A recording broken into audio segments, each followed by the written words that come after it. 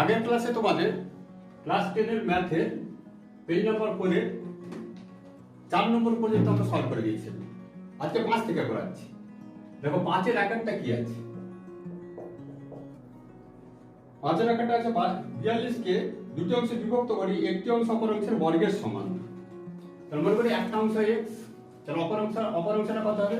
42 22 না 42 minus x। এই দুটো অংশ বলছে একটা অংশ আর একটা বর্গের সমান, তাহলে কি হবে? x স্কয়ার প্লাস বর্গের সমান x square equal two 42 minus x, और x square plus x minus 42 equal to 0। এটা তোমাকে কি দ্বিঘাত সমীকরণ আকারে লিখতে বলেছে। দেখো এটা কি হচ্ছে ax square plus bx plus c equal to 0, এই আকারে প্রকাশ হয়ে গেছে। এটা এক নম্বর এটা চাই। এবার দেখো নাম্বার 2 তে যাও। 5 এর নাম্বার 2, দুটি ক্রমিক ধনাত্মক সংখ্যার অযুগ্ম সংখ্যার গুণফল। আমি যদি যুগ্ম সংখ্যাটাকে যদি 2x ধরি, তাহলে এর আগের অযুগ্ম সংখ্যাটা কত? 2x 1। এর পরের যুগ্ম সংখ্যাটা কত? অযুগ্ম সংখ্যাটা এর পরের 2x 1। এইটা যেহেতু যুগ্ম, তাহলে এটা অযুগ্ম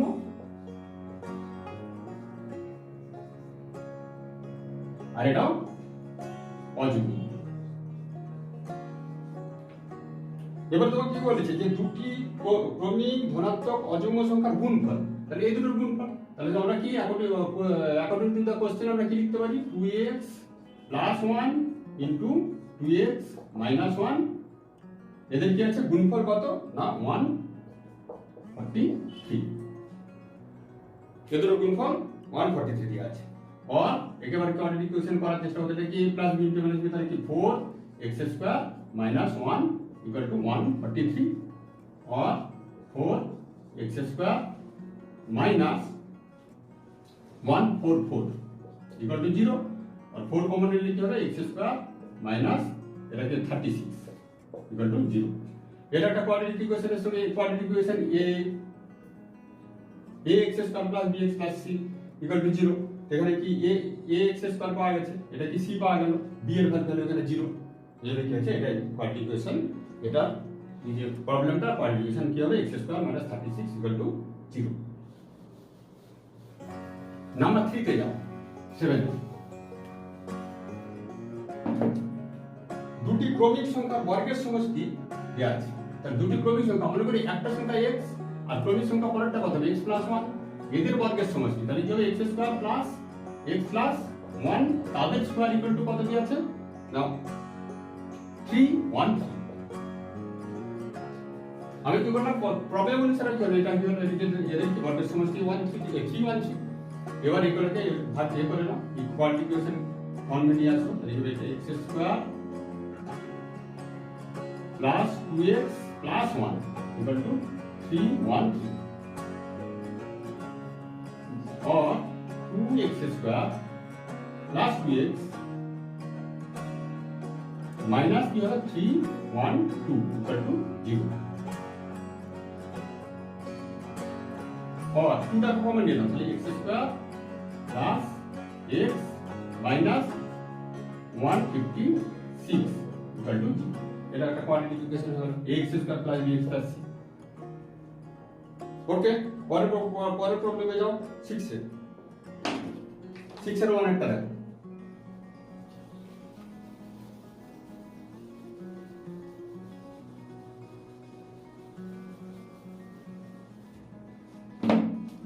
একটি আয়তাকার ক্ষেত্রের কর্ণের দৈর্ঘ্য, ধরো আয়তাকার ক্ষেত্রটা একটা ড্র করছি। দেখো এর কর্ণের দৈর্ঘ্য আছে 15 মিটার।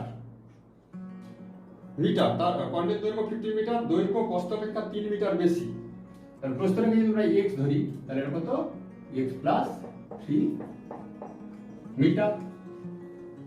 এবার আমরা কি করতে পারি? এটা হচ্ছে রাইট অ্যাঙ্গেল ট্রায়াঙ্গেল হয়ে গেছে একটা। তাহলে রাইট অ্যাঙ্গেল ট্রায়াঙ্গেল হয়ে গেলে আমরা কি লিখব? এখানে পিথাগোরাসের ফর্মুলা ইউজ করে দেব। তাহলে পিথাগোরাসের ফর্মুলা ইউজ করলে কি হবে না x square plus x plus 3 whole square equal to কত? 15 এর স্কয়ার, और x square plus x square plus 2x into 3 plus 9 equal to 25 বা 2x square plus 6x plus 9 তাহলে 9 এটা মাইনাস চলে যাবে, মাইনাস চলে যাবে 1 এদিকে চলে যাবে 1 2 1 6 equal to 0 और 2 টা কমন নিয়ে নিলে x square plus 3x minus 1 0 8 equal to 0 এটা হচ্ছে একটা কোয়ান্টিটি ইকুয়েশন আকারে হয়ে গেল 6 একটা, ঠিক আছে। এটা কি হলো x square plus 3x plus এই মাইনাস 108 equal to 0 6 1 একটা হবে। এবারে দেখো 6 2 একটা হবে 6 এর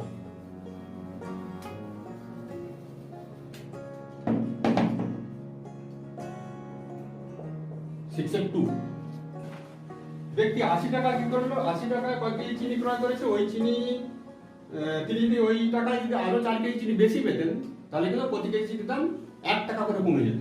তাহলে আমি মনে করি যে 80 টাকায় তিনি কি করেছিলেন x কেজি চিনি ক্রয় করেছে x কেজি, তাহলে প্রতি কেজি চিনির দাম কত 80/x টাকা। আমার যদি 4 কেজি চিনি বেশি পেত ওই 80 টাকাতে, তাহলে তার প্রতি কেজি চিনির দাম কত হতো না 80/, তখন দামটা কমে যেত, তাহলে 4 কেজি একসঙ্গে বেড়ে যেত কত 4 কেজি, মোট চিনি কত 4x প্লাস 4 কেজি। তাহলে এই দুটো কি হয়ে যাচ্ছে না, এই দুটো থেকে এই যে 80/x আর 80/4x এই দুটোর মধ্যে ডিফারেন্স কত না 1, তাহলে আমি এটাকে মাইনাস করে দিলাম আর ইকুয়েশনটা হলো ইকুয়াল টু 1। ক্লিয়ার? এইটাকে এবার করলে কোয়াড্রেটিক ইকুয়েশনের আকারে নিয়ে এসে x square plus bx plus c equal to 0। এখানে আমি 80 টাকা কমন নিলাম, কমন নিলে এখানে কি হবে 1/x minus 1/x plus 4 equal to 1 और 80 ইনটু এটা কি হবে x ইনটু x প্লাস 4 আর এখানে কি হবে x plus 4 minus x equal to 1 বা এটাকে কি হবে, এটা দেখো 4 দিয়ে গুণ করে কত উপরে x এর ক্যান্সেল, তাহলে এটা কত 320 by x square plus 4x equal to 1। তাহলে ক্রস মাল্টিপ্লিকেশন করলে কি হয়ে যাবে x square plus 4x minus 30 equal to 0 3 equal to 0। এটা দেখো x square plus bx plus c equal to 0 এই ফর্মে চলে এসেছে। ওকে, এটা দেখো এরপরে দেখো 6 এর পরের যেটা আছে দেখো কি আছে,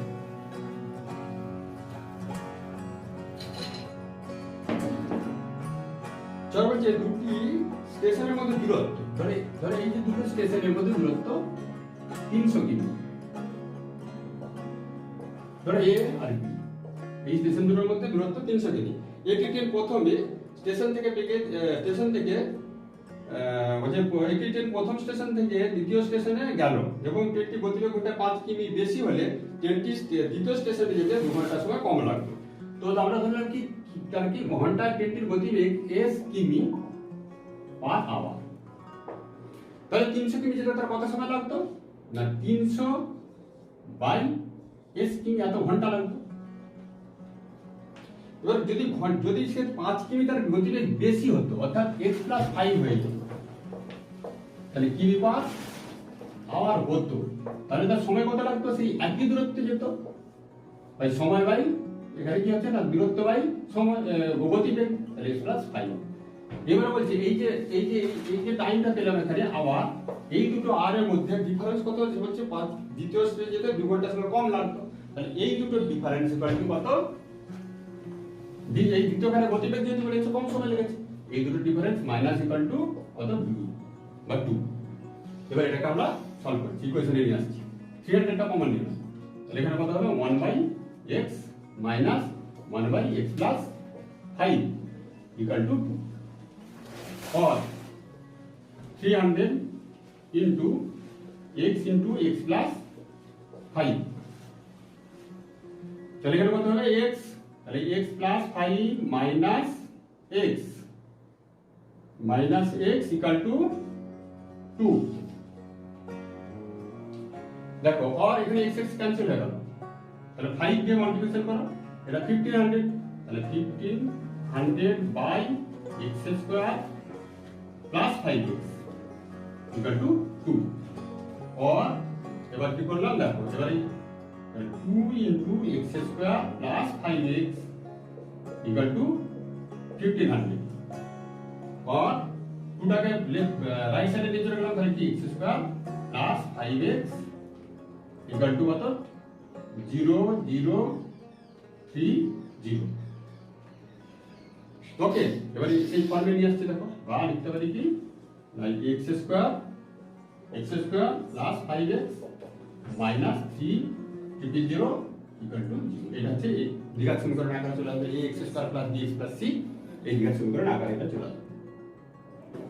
ঠিক আছে, দেখো এবার হলো 3 পর্যন্ত হয়ে গেল। 3 এর পর দেখো, 3 এর পর